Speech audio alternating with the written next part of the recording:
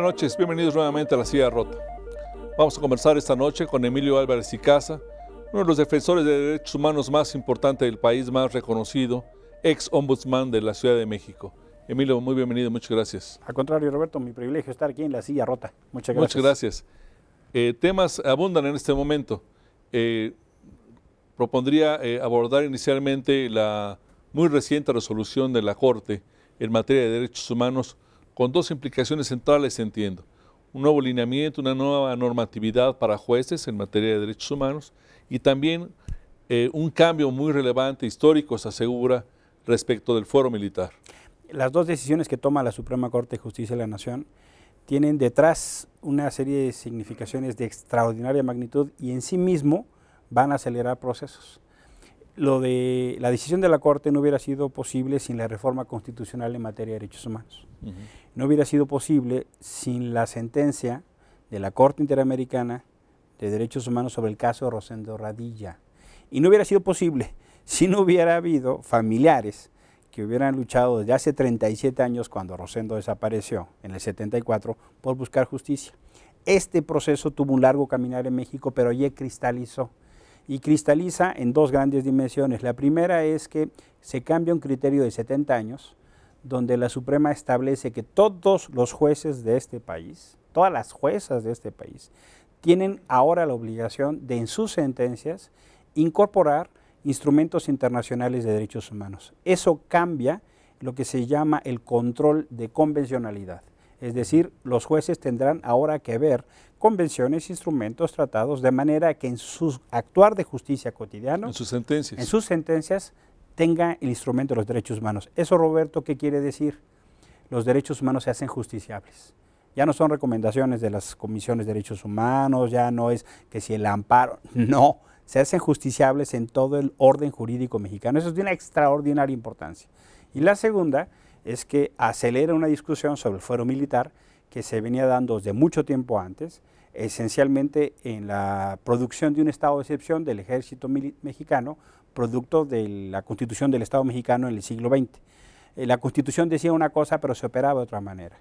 Había sentencias, había recomendaciones internacionales, también por el caso Rosendo Radilla, además hay otras 3 sentencias, y esto obliga entonces a que se entienda que cuando un militar viola o probable o presumiblemente viola los derechos humanos de un civil, ese conflicto tendrá que ser tratado en instancias civiles, en tribunales civiles.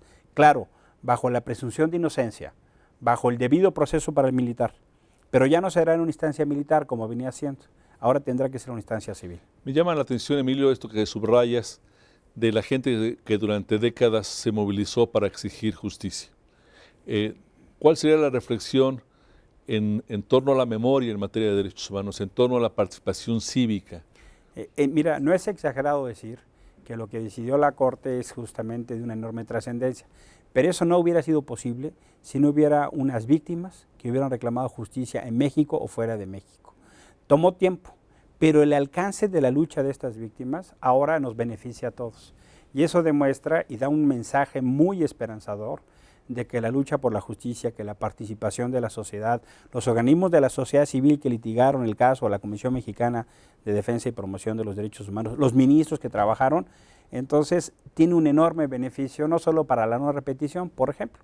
Ahora hay un fenómeno de desapariciones, el Universal ha estado trabajando mucho sobre eso. Bueno, esta decisión tiene implicación, por eso es tan importante la lucha a la justicia en términos de la garantía de no repetición. Lo que se decidió no hubiera sido posible sin estas familias. ¿Cómo conciliar, Emilio, las señales en torno a este tema? Es decir, por un lado hay un discurso que establece que existe una laguna jurídica, incluso constitucional, para la participación de Fuerzas Armadas en el combate al crimen organizado. Por otro lado, los militares, incluso públicamente, el general secretario Galván ha expresado la necesidad de que se legisle en esta materia. Al parecer, ellos mostraron cierta resistencia al tema de modificar el fuero militar. ¿Cómo hacer conciliar a la luz de los derechos humanos y de la seguridad en el país estos que parecen derechos encontrados? El principio básico para entender es que la seguridad es un derecho y como tal tiene que ser garantizada por el Estado. Es cierto, es real que hay un fenómeno de amenaza y es cierto y es real, que la dimensión que ha tomado la delincuencia se ha constituido no en una amenaza a la seguridad solamente, en una amenaza a la democracia, al Estado mexicano. Entonces sí tenemos que generar las condiciones para que el Estado mexicano intervenga, pero la forma en que se dé esa intervención no debe generar una condición, déjame decirlo en términos populares, que sea tan caro el caldo como las albóndigas. O sea, lo que no puede pasar es que el Estado cometa delitos para combatir el delito. Claro. Eso significa que el ejército tenga una intervención, por ejemplo, donde no usurpe o no genere el uso de atribuciones que no le corresponden. Por ejemplo, el ejército no es ministerio público. El ejército no le toca investigar el delito, el ejército le toca acompañar. Tiene labores importantísimas en materia de seguridad. Hombre, todo lo que se refiere al tráfico de armas, todo lo que se refiere al trasiego de las armas que entran en este país y el control de nuestras fronteras, la intervención de acompañar a las fuerzas civiles, es eso, no es sustitución. Entonces, claro, la legalidad de la intervención del ejército en los actos que está haciendo en materia de seguridad pública es muy débil. El ejército lo sabe, los generales lo saben, el general secretario lo ha dicho. Entonces, bueno, regulemos, sí, pero regulemos bajo la lógica de que eso no implique un cheque en blanco para acciones de discrecionalidad en el uso de la fuerza que nos lleve a fenómenos como hoy tenemos debate de desapariciones o de uso indebido a la fuerza. ¿Qué tan grande, qué tan grave es este fenómeno en este momento, en tu percepción? Mira, para que tengamos una idea, en la Guerra Sucia, el registro que ha hecho el Comité Eureka, que preside o dirige Rosario Ibarra, es de casi 600. Desaparecidos. Sí. Estamos hablando de la represión a movimientos. De 70s, 80s, 90s. Okay, bueno, sí. Ese es el número más o menos que se ha estimado por parte del Comité Eureka. Hablan de más, pero es lo que han podido registrar. Sí. Ahora que vino el Grupo de Trabajo de Naciones Unidas de Desapariciones Forzadas, se habla de 3,000. Hay quienes hablan de 5,000. Hay quienes hablan de 10,000. Pero si eso fue, el número más conservador es 5 veces los registros del Grupo de Rosario Ibarra. Yo acabo de estar en la caravana viajando por el país y me queda clarísimo que el fenómeno de los desaparecidos es mucho mayor a lo que pensamos. En Nuevo León estuvimos con el procurador, solo con 9 casos. Un organismo de derechos humanos tiene 32. Un señor, siguiendo el caso de su hijo, registró 13. Roberto, el fenómeno de las desapariciones en este país actualmente es de una enorme dimensión. ¿Y tú presumes que son desapariciones a manos de fuerzas del Estado mexicano? A manos de servidores públicos, algunas de ellas municipales, estatales y federales, y otras claramente por omisión del Estado y esencialmente por la delincuencia. Pero eso tiene que ver también con la permisividad de que eso suceda. Lo que pasó en Tamaulipas o lo que pasó en Durango, lo que pasa en otras entidades, tiene que ver con actos de la delincuencia que no son combatidos por el Estado y que en la reproducción de la impunidad llega a los niveles que hoy tenemos. No hay duda de que tenemos que hacer una ley que garantice protección y certeza jurídica al ejército. No hay duda, ¿eh? Eso yo lo acompaño con claridad. Tú no eres de los que dicen que hay que sacar mañana al ejército de las calles. No hay condiciones para eso. Sí hay que sacarlos, hay que establecer un criterio de gradualidad.